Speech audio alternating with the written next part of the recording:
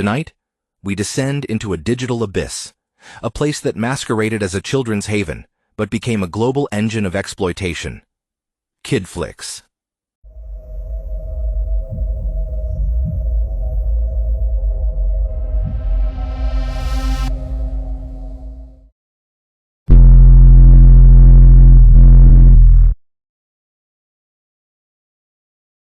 Welcome to World Web Curious. Imagine 1.8 million registered users worldwide. What were they really accessing? How did a platform with a playful name become a marketplace for the unimaginable, streaming and selling videos of child abuse? This isn't just the story of a tech takedown. It's a horrifying look at how sophisticated criminal enterprises can thrive in plain sight, profiting from the deepest betrayal of innocence. Were there warning signs? And what does the fall of Kidflix tell us about the shadows lurking in our hyper-connected world? To grasp the horror of Kidflix, we must first understand its deceptive allure and the sheer scale of its operation. Launched in 2021 by a cybercriminal eyeing massive profits, Kidflix was marketed brilliantly. It promised a safe, engaging space for kids. Parents, desperate for secure online environments, flocked to it. But was this safe haven ever real? Or was it a calculated deception from the start?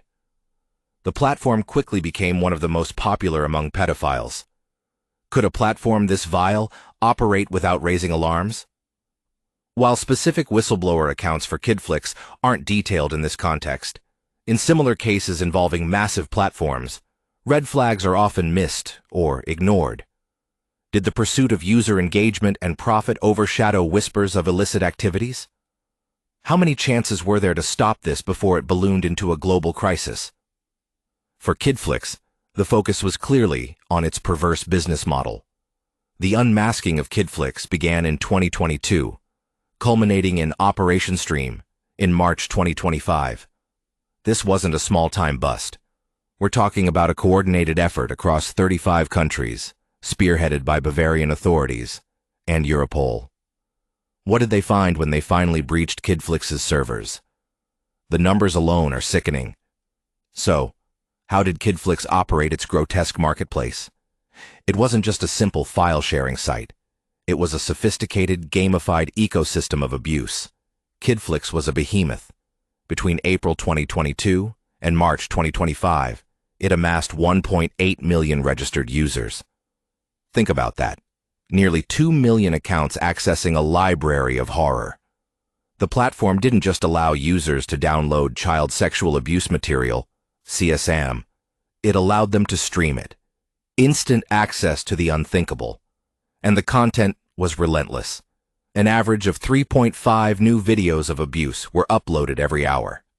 Many of these videos were previously unknown to law enforcement. Fresh records of children's suffering. This is where it gets even more disturbing. Kidflix had its own internal economy. Payments were made in cryptocurrency, converted into tokens. But here's the truly perverse twist. Users could earn these tokens. How? By uploading new CSAM, by verifying video titles and descriptions, by meticulously categorizing the abuse depicted. They were incentivized to participate, to curate this library of pain. Videos were even offered in different quality tiers. A preview for a small fee, then pay more for higher quality.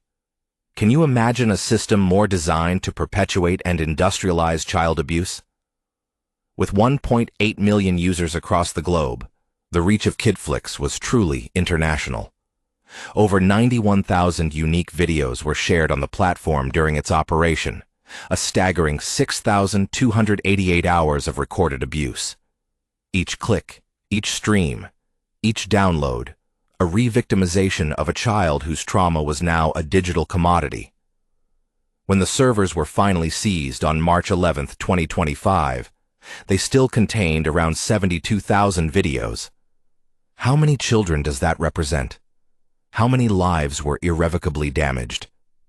Kidflix was created in 2021 by a cybercriminal who made a huge profit from it. This wasn't an accidental byproduct. It was a business model built on exploitation. The anonymity of cryptocurrency, the global reach of the internet. These were tools expertly wielded to build an empire of abuse. The question isn't just about one criminal, but about how such an enterprise could operate for years, generating vast sums from unspeakable acts. The takedown of Kidflix in March 2025 was a significant victory, but it's only the beginning of a long, painful journey. Operation Stream, involving those 35 countries, was described as the largest child sexual exploitation operation ever handled by Europol's experts. The coordinated action weeks from March 10th to 23rd, 2025, led to the server seizure by German and Dutch authorities. But what does justice look like after something like Kidflix? So far, Operation Stream has identified 1,393 suspects worldwide. 79 individuals have been arrested, and authorities confirmed some not only distributed this vile content, but were involved in the direct abuse of children. Over 3,000 electronic devices were seized. These numbers are significant, but with 1.8 million registered users, are they just the tip of the iceberg? And what about the masterminds? Crucially, Operation Stream has led to the protection of 39 children, 39 lives pulled back from the brink. But for every child identified and rescued, how many remain unknown, their images still circulating in the dark corners of the web? The trauma of CSAM is unique. The abuse is recorded and relived with every share, every view. For these children, the nightmare doesn't end with an arrest. How do we even begin to help them heal? And what about the psychological toll on the investigators who sift through terabytes of this material daily? Why does something like Kidflix happen? It's a chilling convergence. The demand from millions, the sophisticated use of technology like cryptocurrency and streaming, the gamified incentives, and the international, borderless nature of the internet that criminals exploit so effectively. Europol noted that many identified suspects were repeat offenders, already known to law enforcement. Does this point to a systemic failure to stop these predators earlier? The Kidflix horror story isn't an isolated incident. It's a brutal lesson in the evolving landscape of online exploitation. Kidflix demonstrates the terrifying potential of platforms when safety isn't paramount. When profit, or in this case criminal enterprise, drives design, what happens to the duty of care? How many other platforms, perhaps less overtly criminal, but still poorly moderated, could become breeding grounds for harm? Criminals are constantly innovating. While Kidflix primarily involved traditional CSAM, the rise of AI-generated CSAM poses new challenges, making it harder to distinguish real victims from synthetic images. Encryption, vital for privacy, can also shield abusers. Are law enforcement and tech companies equipped to win this escalating arms race? While the fight against these networks requires global police action, what is our role? How do we, as parents, educators, and citizens, foster a digital world where children are safer? Does this start with uncomfortable conversations, with demanding more from the platforms our children use? With teaching critical awareness from the earliest age? Are we doing enough to support them, to acknowledge the trauma they endure to protect our children? The dismantling of Kidflix is a victory, but the war against child exploitation is far from over. What can we do? Demand accountability, from tech platforms, from lawmakers. Complacency is not an option. Support organizations. Those on the front lines rescuing victims and pursuing perpetrators need our help. Educate and advocate. Raise awareness. Teach digital safety. Insist on a future where no child has to endure what the victims of Kidflix did. This isn't just about one platform. It's about the world we are building online.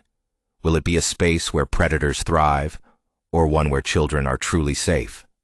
The choice and the responsibility is ours. Thank you for joining World Web Curious. Stay curious, keep questioning, and demand a safer digital world.